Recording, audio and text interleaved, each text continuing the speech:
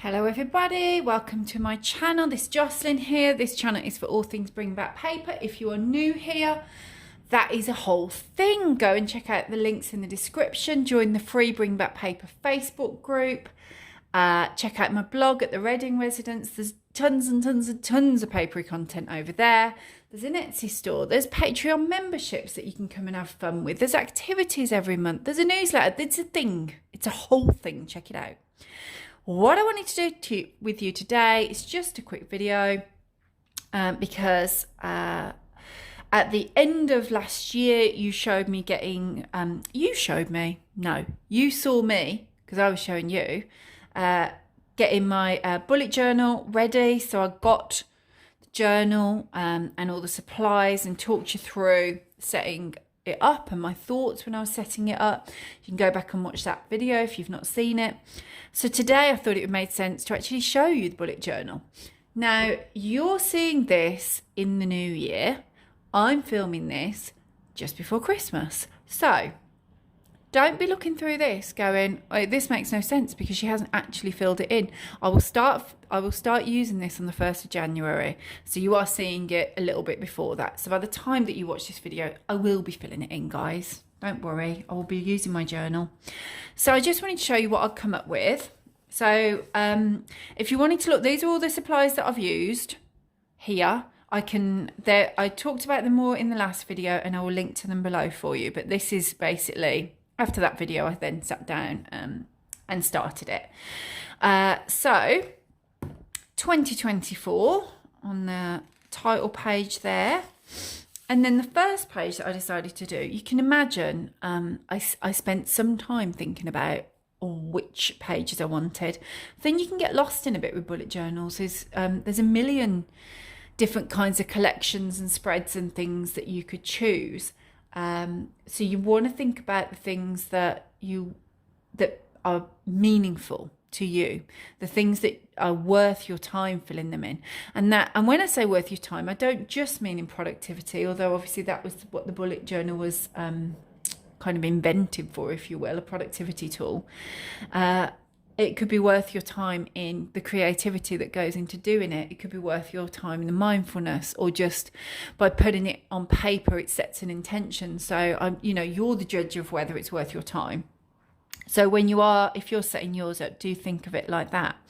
So the first page I've got here, nice and simple. I've just got little boxes for each of the months, and my intention is at the end of each month. So this will be like a reflective thing. At the end of each month, I'm going to put something in each box that I feel sums up that month for me. It may be a doodle, it may be word or words, it might be a little quote. I don't know yet what it will be. It will be whatever I want it to be at the time. So I then decided that I thought it would be fun to have a bucket list for the year. So this is something that I'll be doing this kind of New Year's Eve, New Year's Day time. So by the time you're watching this, there will be a list here. And I've deliberately left that until then because it will be something fun for me to enjoy doing after Christmas. So bucket list there that I will go through and tick off.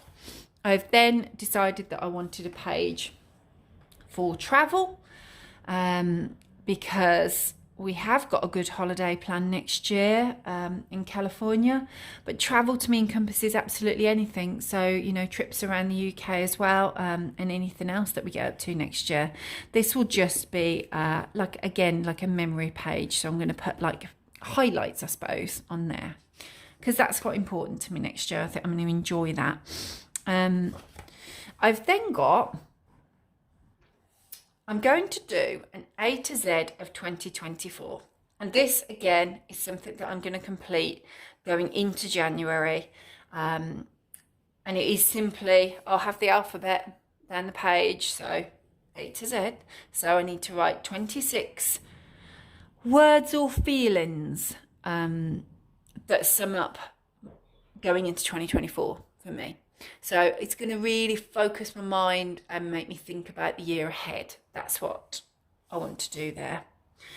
I then got this page, which I enjoyed I've already completed, as you can see, which I've enjoyed, but I think is a useful page to have in here as a reminder, and think all the things that you can control. I find that quite it's relaxing to do it, and it is, I don't know how to say it, affirming, reaffirming maybe. But yeah, I enjoyed doing that spread. I've then, because health and wellness next year is a big thing for me, big focus for me, I've got this spread, and this is more of an overview for the year.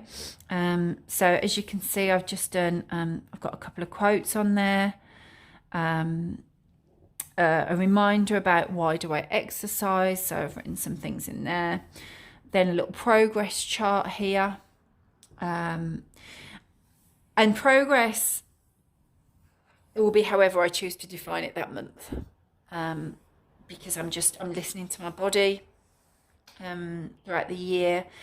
So progress will be whatever I define it as, and it just will remind me to just check in each month and recognise the progress really, and make a little note of it. As you can see, just small boxes, just a little note, a little doodle, little note, whatever it might need to be. And then similarly, I've got a start of 2024 and an end of 2024, and in here my plan is to just write how I'm getting on with different things. So it might just be my feelings on something, or some words, or I might take up something new, or build my strength to a point that I'm comfortable doing a certain thing by, say, here. So it will almost be like a flow chart, I guess, is my plan until I get to the end there. And because this isn't it's not all about exercise and fitness, it's very much health and wellness. I've got like a how can I relax little thing there, and again, I enjoyed thinking about that, and that's important to me, to make a note of the kinds of things that I like to do that really keep me calm, keep me relaxed, keep me de-stressed. So yeah, health and wellness spread there. And then, so those are like my annual spreads. There's tons you could do. You could do similar things to me, or there's tons of different things that you can do. I've done things like, I've had reading trackers before across the year. I've had like my favourites kind of trackers across the year, whatever you want to do, whatever's important for you in the year. And don't forget, the thing that I love about a bullet journal is just because you haven't put it there, it doesn't mean it can't crop up and come up later. So I might do these things, and then I might have like a few pages of my daily spreads, and then it might be, I don't know, March, and I think, oh, actually, yeah, that would be good, that would be fun, I want to focus on that, and I could do a spread at that point. It's up to you, isn't it? You keep the journal as you want. But lastly, what I've got in here so far, I plan to do monthly spreads again. I kind of stopped doing these, but they are good. They really do help you focus the mind. So this is how I intend to set out my monthly spreads going forward. So just dividing the page up with some washi. I want to put a quote at the bottom for each month that kind of sums up how I feel about going into the month. And then up here, I'd like to, so it will be 2 or 3 things that I'd like to do that month, or I'd like to feel that month. I have a must-do task list down here. That helps me sometimes, because sometimes, when you're starting in a new month and you think, oh gosh, I'm busy this month, I've got to do this. Sometimes just writing it down and thinking, okay, but I've got a whole month. It doesn't all have to be done in the next 3 days, and just gradually allotting time to it really helps with that. So I do find that useful. I've then got my favourites, so this will be more of a reflective thing. So I will go back at the end of the month. As I'm setting at my February one, I'll go back and put my favourite things about the month and celebrate the wins, so the things that I've been really pleased with that month. So it's a little bit, it's reflective, it's productive, it's planning, it's going into it quite positively, and then it's kind of looking back with some gratitude and with some picking out some good stuff that's happened. And then I will always my plan is every time I set up a new month, it will be like this. So it will be February and fitness tracker, because as I said, health and wellness is important to me, and I haven't quite filled that in yet. I will. I just haven't got there, and I thought, guys, I want to jump on and show you what I've got to. This will it won't be like the daily thing. It will track the month for me. So it might be in terms of the exercise that I was doing, the types of exercise, perhaps the longevity that I could put in, and building up my strength slowly as I'm still recovering. The radiotherapy still throws me curveballs quite frequently, more frequently than you'd expect, folks.